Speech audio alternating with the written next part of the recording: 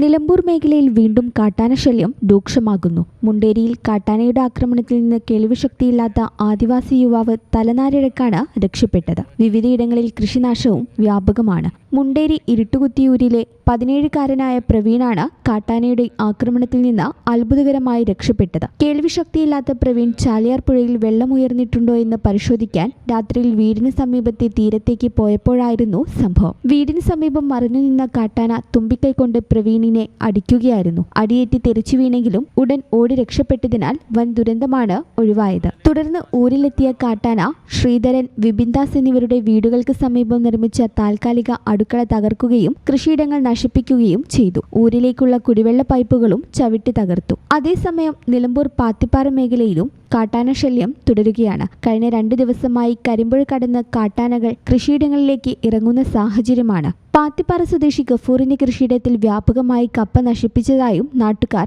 പറഞ്ഞു. തുടർച്ചയായ വന്യജീവി ആക്രമണങ്ങളിൽ ആശങ്കയിലായ പ്രദേശവാസികൾ കാട്ടാനശല്യത്തിന് ശാശ്വത പരിഹാരം കാണാൻ അടിയന്തര നടപടി സ്വീകരിക്കണമെന്നാണ് ആവശ്യപ്പെടുന്നത്. ഈ channel news, Nilambur.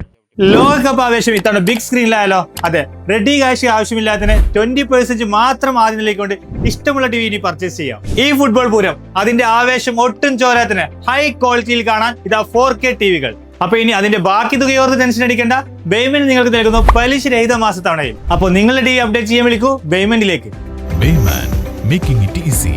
Valancheri. Phone 9526 001 003.